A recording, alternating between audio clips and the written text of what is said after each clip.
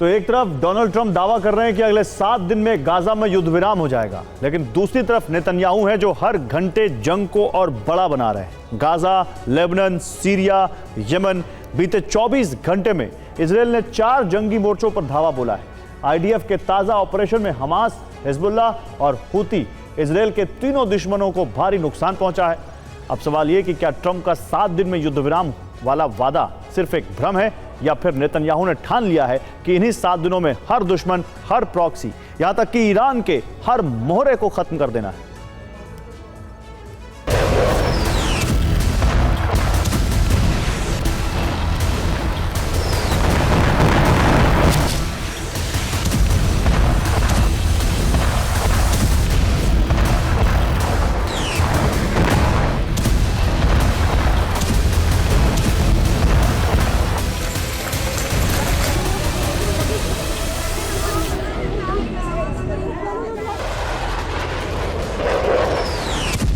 Gaza में बेहिसाब बमबारी हुई,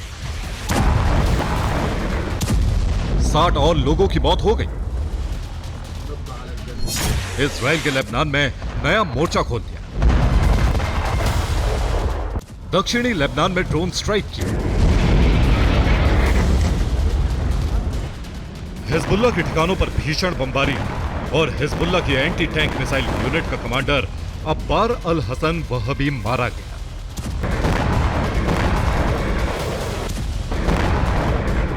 इजराइल के एयर स्ट्राइक में हिजबुल्लाह की राडवान फोर्स के चीफ की भी मौत हो गई। दक्षिणी सीरिया में इजराइल की अलेक्जेंड्रोनी ब्रिगेड का कमांडो एक्शन, हथियार डिपो पर छापा, ईरान के कई प्रॉक्सी लड़ाके पकड़े। यह सब बीते 24 घंटे में हुआ।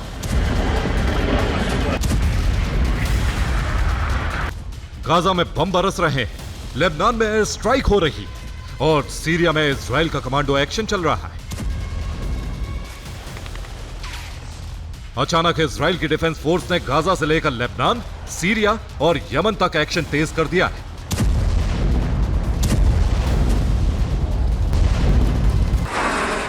क्योंकि 24 घंटे पहले अमेरिका के राष्ट्रपति डोनाल्ड ट्रंप ने ओवल ऑफिस में प्रेस कॉन्फ्रेंस करके गाजा में अगले हफ्ते से सीज फायर का ऐलान कर दिया था। एक तरफ ट्रंप 7 दिनों में युद्ध विराम का दावा कर रहे हैं,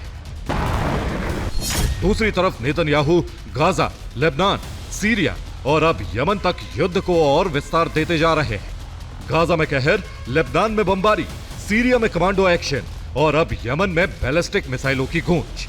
नेतन्याहू ने एक साथ 4 मोर्चों पर युद्ध छेड़ दिया है। इजराइल की सेना हर तरफ हमला कर रही है।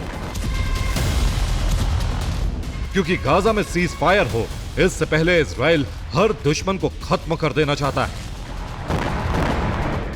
युद्ध के अपने लक्ष्य को पूरी तरह हासिल करना चाहता है।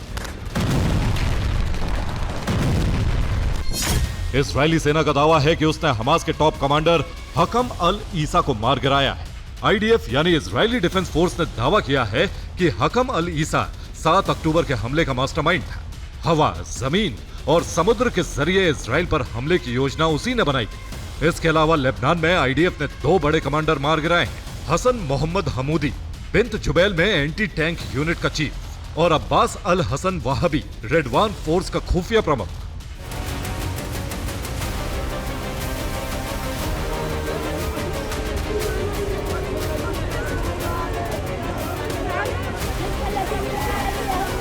इस बीच गाजा में हो रहे विनाश पर एक नई रिपोर्ट आई जो बता रही है कि गाजा पट्टी में इजराइल की गोलीबारी ने इस युद्ध को 21वीं सदी का सबसे खूनी युद्ध बना दिया। फिलिस्तीन के स्वास्थ्य मंत्रालय ने गाजा में मारे गए लोगों के नामों की एक लिस्ट जारी की। ये लिस्ट 1227 पन्नों की। इसके अलावा इजरायली अखबार हारिट्ज ने रिपोर्ट किया है कि अब तक करीब 1 लाख फिलिस्तीनी इस युद्ध में मारे जा चुके हैं। लंदन विश्वविद्यालय के होलोवे कॉलेज के अर्थशास्त्री प्रोफेसर माइकल स्पैगेट ने गाजा में हुई मौतों के बारे में किए रिसर्च में दावा किया है कि इस युद्ध में फिलिस्तीन की करीब 4% आबादी की मौत हो चुकी और 56% मृतक महिलाएं और बच्चे। गाजा में 60 लोगों की मौत तो बीती रात हुए इजराइल के सबसे नए हमले में हुई है। गाजा के अलावा इजरायली वायुसेना लगातार लेबनान के दक्षिणी हिस्से में सर्जिकल स्ट्राइक कर रही है। मकसद साफ, हिजबुल्लाह को फिर से खड़ा नहीं होने देना। यमन में भी हूती वर्सेस इजराइल का नया मोर्चा खुल गया है।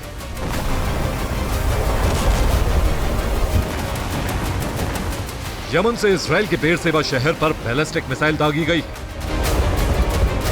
अब नेतन्याहू सरकार यमन पर भी वैसे ही हमले कर सकती है जैसे उसने ईरान के परमाणु ठिकानों पर किए थे।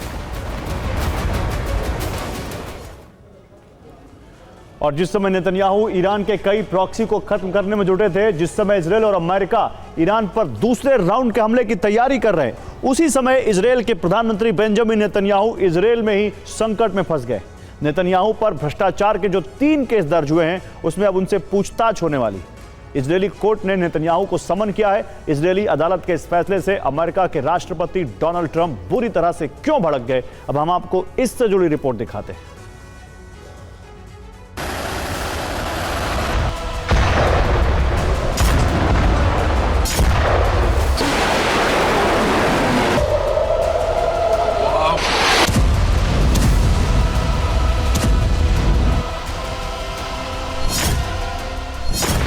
जंग के बाद इजराइल और ईरान में तनाव लगातार बढ़ता जा रहा है।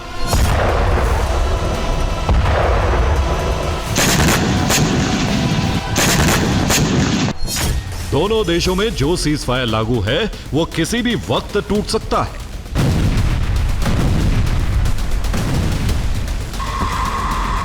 इजराइल ईरान पर एक बार फिर से हमला कर सकता है। जिस वक्त इजराइल एक नई जंग की तरफ बढ़ रहा है, उसी वक्त इजराइल के प्रधानमंत्री बेंजामिन नेतन्याहू नई मुश्किल में फंस गए हैं।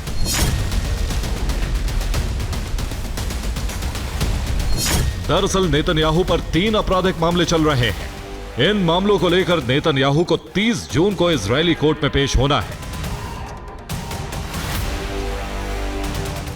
शुक्रवार को नेतन्याहू के वकीलों ने अर्जी दाखिल की थी। इसमें कहा गया था कि इजराइल अभी युद्ध में फंसा है। नेतन्याहू को पेशी के लिए 2 हफ्तों की मोहलत दी जाए, लेकिन कोर्ट ने नेतन्याहू की इस अपील को खारिज कर दिया है। इजराइल में नेतन्याहू पर कानूनी संकट बढ़ा तो अमेरिकी राष्ट्रपति डोनाल्ड ट्रंप बुरी तरह से भड़क गए। उन्होंने ट्रुथ सोशल पर पोस्ट लिखकर न सिर्फ नेतन्याहू का बचाव किया, बल्कि उनके खिलाफ चल रहे आपराधिक मामलों की आलोचना भी की। ट्रंप ने इसे राजनीतिक साजिश बताते हुए लिखा है, इजराइल में नेतन्याहू के साथ जो हो रहा है वो बेहद गलत है। वो जंग के एक हीरो है और अमेरिका के साथ मिलकर उन्होंने ईरान के खतरनाक परमाणु कार्यक्रम को रोकने में शानदार काम किया है।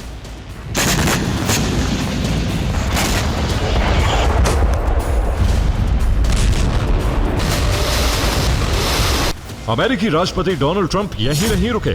उन्होंने आगे कहा कि महत्वपूर्ण बात यह है कि वो अभी हमास के साथ एक समझौते पर बातचीत कर रहे हैं जिसमें बंधकों की रिहाई शामिल है। यह कैसे संभव है कि इजराइल के प्रधानमंत्री को पूरे दिन कोर्ट में जबरन बैठाए रखा जाए। डोनाल्ड ट्रंप ने साफ कर दिया है कि अमेरिका इजरायली कोर्ट के इस फैसले के खिलाफ है। ट्रंप ने नेतन्याहू को मामले से मुक्त करने को कहा है। यह पागलपन और न्याय का मजाक है। अमेरिका हर साल अरबों डॉलर देकर इजराइल की मदद करता है।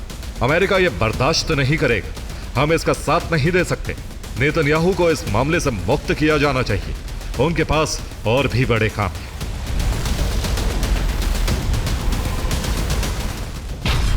दरअसल 2019 में नेतन्याहू पर रिश्वतखोरी, धोखाधड़ी और विश्वासघात के आरोप में केस दर्ज हुए थे। 2020 से इन तीनों मामलों की सुनवाई शुरू हुई थी।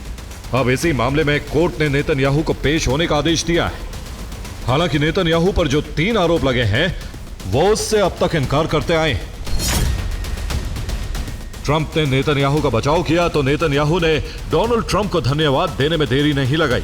नेतन्याहू ने सोशल मीडिया प्लेटफॉर्म एक्स पर लिखा, आपका फिर से धन्यवाद डोनाल्ड ट्रंप। हम दोनों मिलकर मिडिल ईस्ट को फिर से महान बनाएंगे।